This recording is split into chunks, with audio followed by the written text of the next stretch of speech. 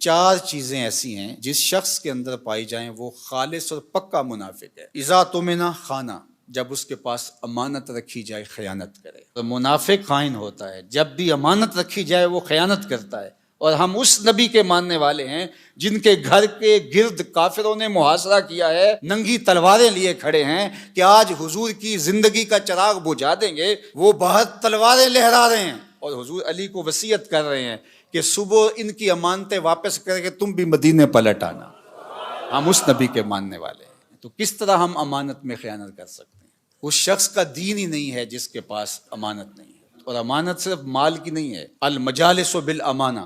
اگر کسی مجلس میں کوئی ایسی بات ہوئی ہے تو وہ مجلس تک رہنی چاہیے، باہر اس کو مشتہر نہ کیا جائے، بلکہ تم سے کوئی شخص بات کرے اور بات کرتے ہوئے دائیں بائیں دیکھے تو اس کا مطلب یہ ہے کہ وہ ڈر رہا ہے کہ کوئی اور نہ سن لے، تو اس بات کو بھی آپ امانت کے طور پہ اپنے پاس رکھنے کے پابند ہیں، اس لیے کہ اس نے آپ پر اعتماد کیا اور اس نے آپ کو بتائی اور آپ نے اس کی تشہیر کر دی، تو پھر یہ بدترین صورتحال ہے۔ تو فرمایا مومن کی کیا شان ہے کہ وہ امانت دار ہوتا ہے۔ اور منافق کی پہلی علامت کیا بتائی؟ اذا تمنا خانہ، جب اس کے پاس امانت رکھی جائے تو وہ خیانت کرتا ہے۔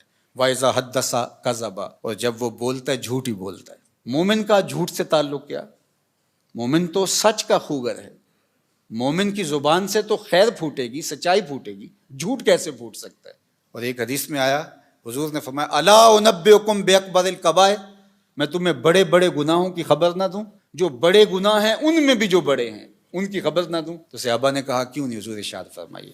تو آقا کریم نے فرمایا الاشراک باللہ، اللہ کے ساتھ کسی کو شریک ٹھہرانا۔ پھر ارشاد فرمایا وعقوق الوالدین، والدین کی نافرمانی کرنا، وجلس وکانا متکئا۔ تیسری چیز بیان کرنے کے لیے حضور ایسے ٹیک لگائے بیٹھے تھے، حضور نے ٹیک چھوڑ دی، بات کی اہمیت کو اور اجاگر کرنا تھا۔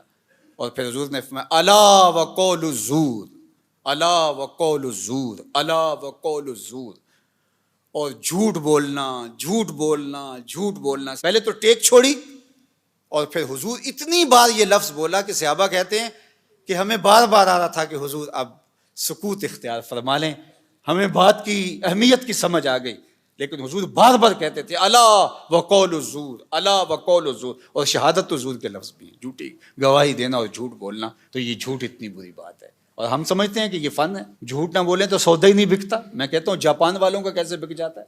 پوری دنیا بیچ رہی ہے، ہمارا نہیں بکتا۔ ہم پھر سودا نہیں بیچ رہے، ہم جھوٹ بیچ رہے ہیں، جو بیچیں گے کمائی بھی پھر اس کے مطابق ہو۔ تو فرمایا جب بولے جھوٹ بولے، یہ منافق کی علامت بتائی گئی۔ وَإِذَا عَاهَدَ غَدَرَ، اور جب عہد کرے تو عہد کو توڑ دے۔ لا دین لمن لا عہد لہ، اس کا دین ہی نہیں ہے جس کا عہد نہیں ہے۔ ہمارے ایک ذمہ دار شخص نے یہ بات میڈیا کے سامنے کہی تھی کہ جو عہد ہے، وعدہ ہے، وہ کوئی قرآن و حدیث ہے؟ ہاں قرآن و حدیث ہے۔